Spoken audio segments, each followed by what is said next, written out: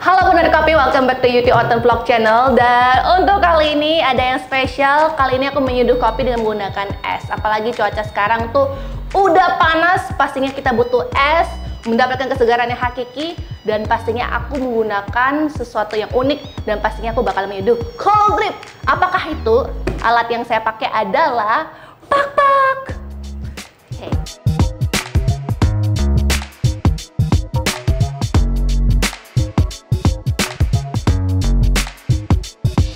Dan untuk pak-pak ini, cara penggunaannya simple. Kita lihat aja apa aja yang ada di dalam kotak pak-pak ini. Ini ada tempat penampungan airnya dan es batu yang bisa kamu taruh. Dan ini adalah tempat dimana kamu bisa atur arus air kamu. Jadi bisa tetes demi tetes bisa kamu atur semuanya di sini. Dan ini adalah saringan dari pak-paknya yang bakalan kamu taruh di AeroPress. By the way, ini harus dibarengi dengan AeroPress. Dan untuk pembuatannya juga ada manual booknya. Di sini diajarin cara pembersihannya, menunya juga ada di sini. Dan apa-apa aja yang perlu kamu sediain dengan menggunakan pak-pak, AeroPress, paper filter, air, dan kopi. Dan es batu pastinya, es batunya ada dikasih tahu berapa gram juga. Dan ini semuanya bisa kamu pelajari sendiri. Nah selanjutnya ada penutup dari kontainer air ini. Dan pastinya juga ada stiker yang unyu. Jadi langsung aja kita buat cold drip dengan menggunakan pak-pak. Kita geser aja semuanya. Oke, dan langkah untuk paling pertama adalah sediain kopi kamu. Kopi yang kamu perlu sediain itu sekitar medium to coarse dan sekitar 38 gram sesuai dengan menu yang saya pelajari. Dan air yang kita butuhkan adalah 400 ml air dan es batu adalah 100 gram es batu. Dan yang kita butuhkan adalah chamber yang bawah ya, ini nggak diperlukan, chamber yang bawah yang kamu butuhkan. Dan seperti biasa kita harus taruh paper filternya. Lakukan rutin seperti biasanya, basahi paper filter kamu terlebih dahulu. Tinggal taruh kopinya. Dan kopi yang kamu perlukan adalah 38 gram, jadi kamu timbang aja kopi kamu. Oke, ini aku taruh aja di sini. Jadi kita timbang aja langsung. 38 gram kopi. Cara seduh ini tidak menggunakan air panas ya. Jadi menggunakan air suhu biasa dan juga es. Oke, udah 38. Kita ratain aja semuanya 38. Udah 38, selanjutnya adalah ini filter dari pak-pak ini tinggal masukin aja ke dalam. Stop. Oke, filternya aku udah masukin ke dalam. Selanjutnya adalah ini kita nolkan aja dulu ya, soalnya kita mau taruh air biasa dan juga es batu. Dan selanjutnya kita taruh aja air dengan suhu biasa dan es batu di sini. Ini tempat penampungan airnya, ini diputar aja pak-paknya. Dan selanjutnya ini tinggal tancapkan aja di atas AeroPress ini. Oke, pastikan semuanya aman ya. Ini ditekan aja ke bawah dan udah nggak bisa goyang lagi. Dan selanjutnya kita masukin es batu dan setelah itu 400 ml air. Kita masukkan es batunya sekarang ya.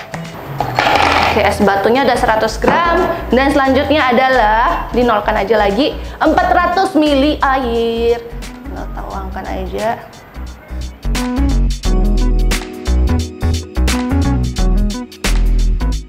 Intinya dituangkan aja sampai atas. Itu menandakan 400 ml. Dan selanjutnya ditutup. Udah deh. Nah, cara untuk meneteskan airnya setetes demi setetes sebenarnya kamu bisa atur semuanya lewat sini. Kamu tinggal putar aja. Atur air kamu sebesar apa aliran airnya kamu mau teteskan ke bawah. Udah. Nah, itu dia udah keluar.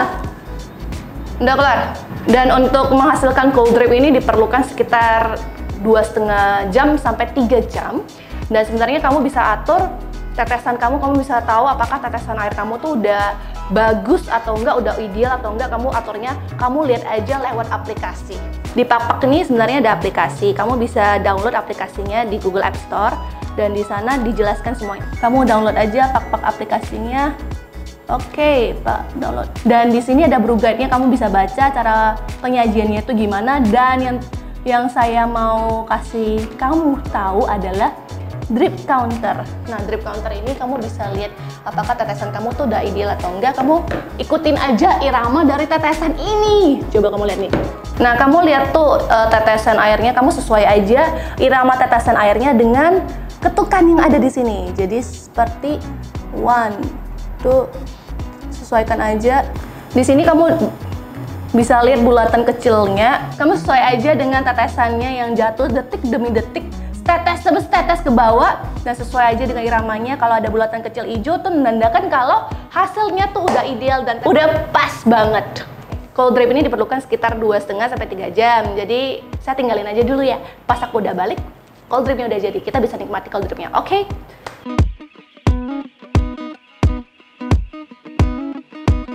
Oke, udah 2,5 jam, akhirnya udah kelar semuanya. Saatnya saya cicipin kopi saya. Dah, ada perbedaan nih antara sistem cold brew dan juga cold drip.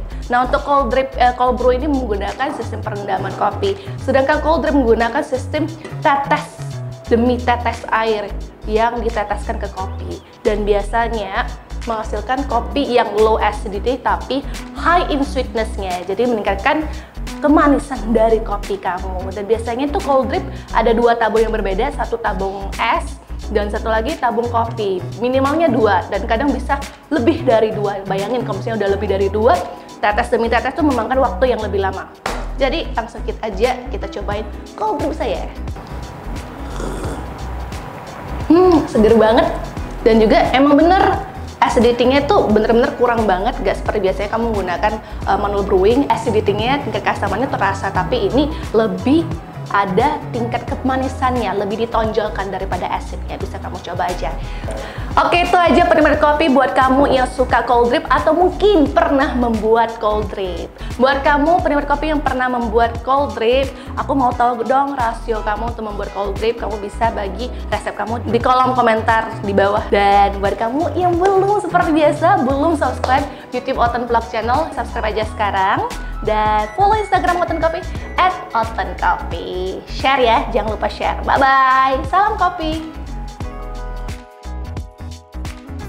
Oten Coffee, ngopi dalam sekali klik.